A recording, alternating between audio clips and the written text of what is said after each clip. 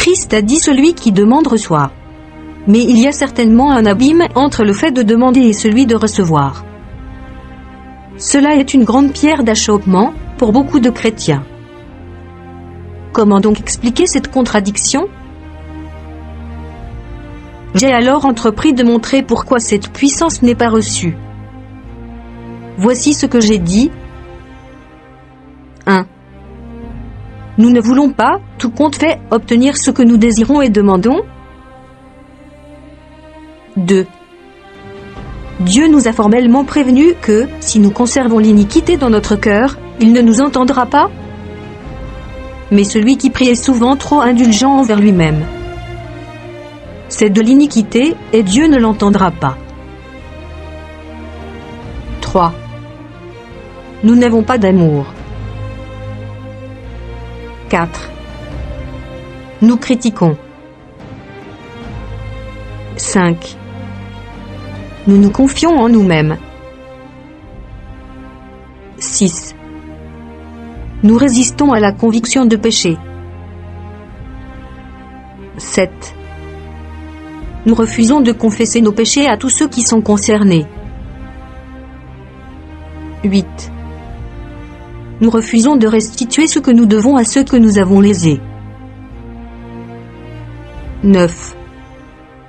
Nous avons des préjugés et nous soupçonnons le mal. 10. Nous avons du ressentiment. 11. Nous avons un esprit de vengeance. 12. Nous avons des ambitions mondaines. 13. Nous nous sommes engagés à faire quelque chose et, par malhonnêteté, nous négligeons de le faire et refusons toute lumière supplémentaire. 14. Nous ne pensons qu'à notre dénomination. 15. Nous ne pensons qu'à notre assemblée. 16. Nous résistons aux enseignements du Saint-Esprit. 17. Nous attristons le Saint-Esprit par nos disputes. 18. Nous éteignons le Saint-Esprit par notre entêtement à justifier le mal. 19. Nous attristons le Saint-Esprit parce que nous ne veillons pas assez. 20. Nous lui résistons en faisant preuve d'indulgence envers notre mauvais caractère. 21. Nous ne sommes pas honnêtes dans les affaires. 22. Nous sommes indoles et impatients lorsque nous nous attendons au Seigneur. 23. Nous faisons preuve d'égoïsme sous des formes très diverses. 24. Nous sommes négligents dans nos affaires, dans l'étude de la parole et dans la prière. 25.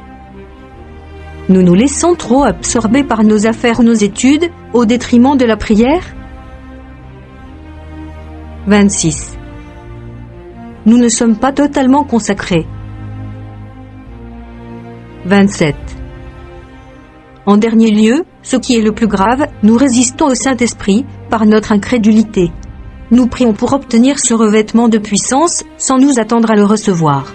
Celui qui ne croit pas Dieu le fait menteur. Il s'agit là, par conséquent, du plus grand de tous les péchés. Quelle insulte, quel blasphème que d'accuser Dieu de mentir. J'ai été obligé de conclure que ces formes de péché dans lesquelles nous nous complaisons, parmi bien d'autres, suffisent à expliquer pourquoi nous recevons si peu, malgré la multitude de nos prières.